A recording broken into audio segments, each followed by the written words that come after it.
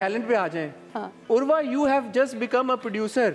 अपनी पहली फिल्म आप प्रोड्यूस करने जा रही हैं, टिच बटन। बिल्कुल। मुझे एक बात बताएं, being a leading lady yourself, why would you want to become a producer? ये क्यों ख्याल आया आपको एक दिन?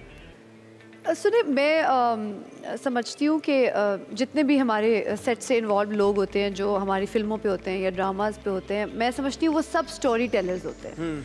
सो एक्चुअली हम सब एक कहानी बता रहे हैं, चाहे वो फिल्म की हो चाहे वो ड्रामे की हो। सो उससे रिलेटेड जो भी डिपार्टमेंट होता है, मैं समझती हूँ वो सब स्टोरी टेलर्स होते हैं।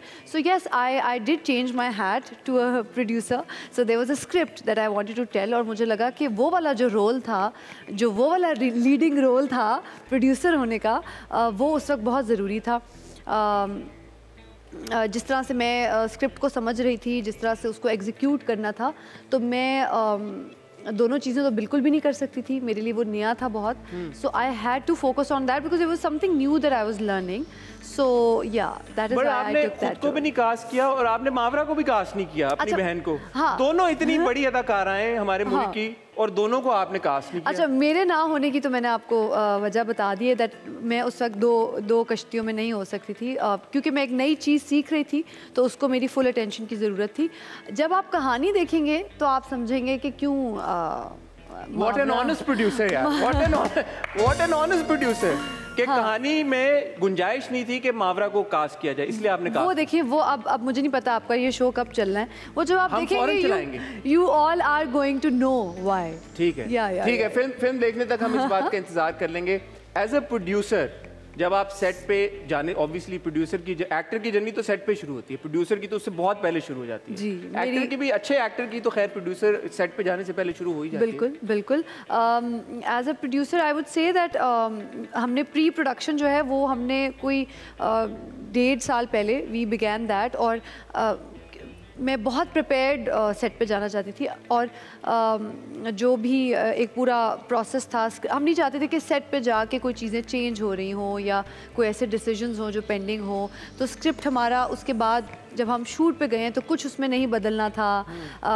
हम श्योर थे कि अच्छा सेट क्या होगा, लोकेशन क्या होगी, आर्ट डायरेक्शन क्या होगी। So we didn't want to, specially I didn't want to take any last minute decisions, क्योंकि पहला प्रोजेक्ट होता है, प्रेशर तो आप पे होता है, बिकॉज एवरीबडी हु, मतलब with in the industry also, जितने भी हमारे दोस्त हैं, अच्छा कर लोगी, हो जाएगा।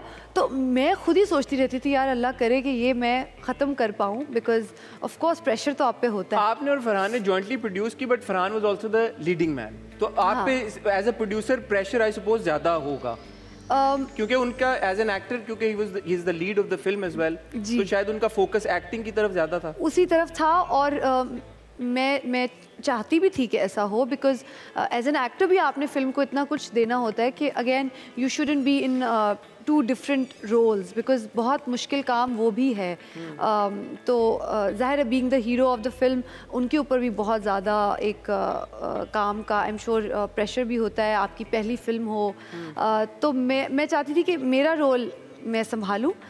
Yes, I did have a lot of guidance from Irfan भाई, you know, Irfan Malik, and तो वो जहाँ मुझे एडवाइस चाहिए होती थी, I would just call him and he would be my guardian angel and he would help me out कि अच्छा क्या करें। अच्छा, मुझे अब एक बात आप बताएं, यूजुअली एक डिस्कशन चलती है कि हमारी सोसाइटी में ख़वातीन के लिए वैसी अपॉर्चुनिटीज़ कम हैं, और उनको अगर वो किसी फील्ड में आगे बढ़ने की कोशिश करती भी हैं तो there are a lot of people who will try to pull them down.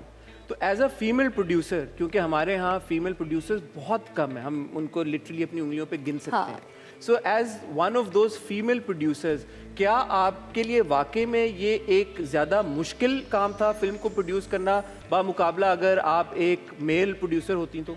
Film production हमारे मुल्क में वैसे ही एक मुश्किल काम है, क्योंकि कोई सच इंफ्रास्ट्रक्चर्स नहीं है, कोई सेट्स नहीं है, आपको हर चीज़ स्क्रैच से करनी है, तो वो वैसे ही मुश्किल है। एंड आई थिंक ख़वातीन के लिए मैं समझती हूँ कि जो मैं देखती हूँ अपने इर्द गिर्द, वो सिर्फ यही फील्ड नहीं, बहुत सारी फील्ड में बहुत सारी तरह की मुश्किलात हैं। And I think those come from I think the patriarchal mindsets. वो फिर वो तो जितनी भी लड़कियां अभी सेट पे हैं वो भी एग्री करेंगी that you have to battle those ideas, those mindsets every day. So वो कोई भी फील्ड हो उसमें आपको उनमें से निकल के तो आगे ऐसा हुआ कि पहुंचना ड्यूरिंग द पड़ता। Course of making this film बहुत सारे लोगों को लगा कि यार ये तो नहीं कर पाएगी भाई, ये लड़की कहाँ, ये तो एक्टर है, ये तो she is used to that glamorous life, तो प्रोड्यूसर बन के इसके बस की बात नहीं, ये फिल्म बनेगी नहीं? मुझे तो लगता है सबको यही लगा अच्छा। होगा, लगा है कि ये नहीं हो सकेगा, but then of course you have to go against the tide and prove yourself, that is what any success is about.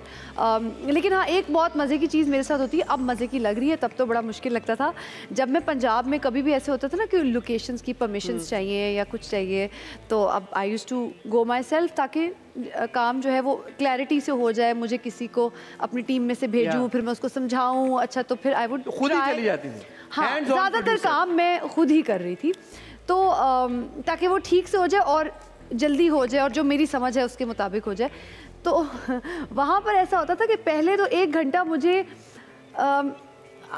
लगाना पड़ता था कि अगला बंदा सीरियसली ले इस बात को कि मैं एक फिल्म प्रोड्यूसर हूँ और ये काम है जो हमने करना है, क्योंकि उधर तो मैं दुर्दाना थी।